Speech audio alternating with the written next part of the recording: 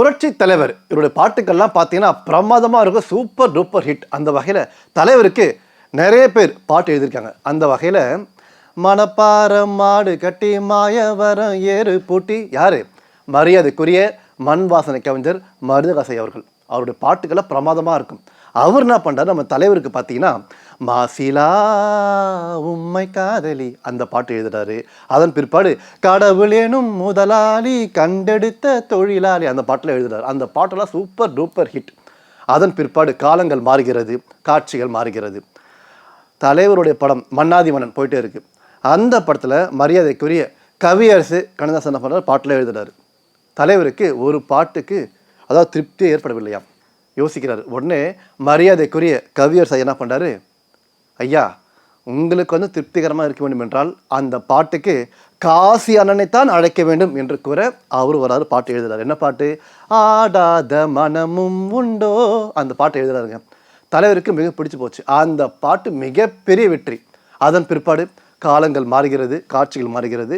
தலைவருக்கும் மரியாதைக்குரிய மருதகாசி அவருக்கும் ஒரு சின்ன கருத்து வேறுபாடு. இந்த பாடல் வரிகள் அதை மாற்றுவதில் நினைத்ததை முடிப்பவன் பணம் வருது. அதில் பாடலை தேர்வு செய்து கொண்டார் தலைவர்.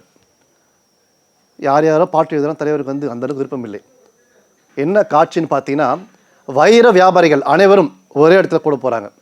அந்த இடத்துல ரஞ்சித் என்ற வியாபாரி என்ன பண்ணணும், அந்த வைரங்களை கடத்தி கொண்டு சொல்லக்கூடிய காட்சி. அப்பொழுது அவரை கையும் களவுமாக பிடிக்க காவல்துறை அதிகாரிகள் பல வேஷத்தில், அதாவது மாறு வேஷத்தில் வருவாங்க. இதுதான் காட்சி.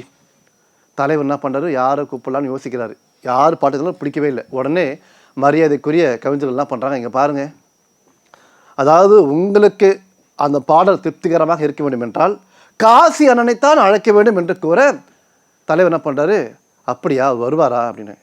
அவர் ரொம்ப கஷ்டத்தில் இருக்காரு, ரொம்ப குடும்பத்தின் வறுமை அப்படின்னு சொல்ல தலைவர் என்ன பண்ணியிருக்காரு, இதையே நீங்கள் சொல்லவே இல்லை, அவர் நாளை காலை 8 மணிக்கு ராமாவர் வீட்டுக்கு உடனே வர சொல்லுங்க அப்படின்னு சொல்ல அதன் பிற்பாடு மறுநாள் காலையில் 8 மணிக்கு மரியாதைக்குரிய மருதகாசியாவா தலைவர் வீட்டுக்கு வராரு.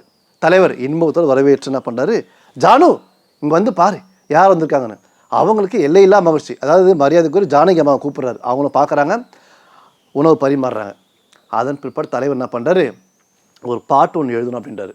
என்ன பாட்டுன்னா, கண்ணை நம்பாதே. அந்த பாட்டில் பார்த்தீங்கன்னா, பொன் பொருளை கண்டவுடன் வந்த வழி மறந்து விட்டு தன் வழியே போகிறவர் போகட்டுமே அப்படின்னு மருதகாசியா பாட்டு எழுதுறாரு. தலைவர் சிச்சுவேஷன் சொல்கிறாரு, ஒரு பாட்டு எழுதுறாரு. தலைவர் என்ன பண்ணாரு, அதாவது தன் வழியே வேண்டாம், பொன் பொருளை கண்டவுடன் வந்த வழி மறந்து விட்டு கண்மூடி போகிறவர் போகட்டுமே அப்படின்னு சொன்னாராம்.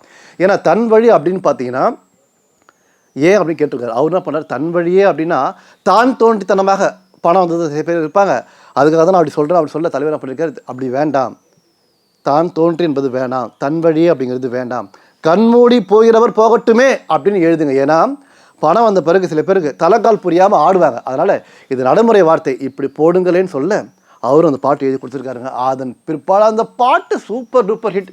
தலைவர் என்ன பண்ணியிருக்காரு, அவருக்கு வேண்டிய தொகையை விட அள்ளி கொடுத்துருக்காரு.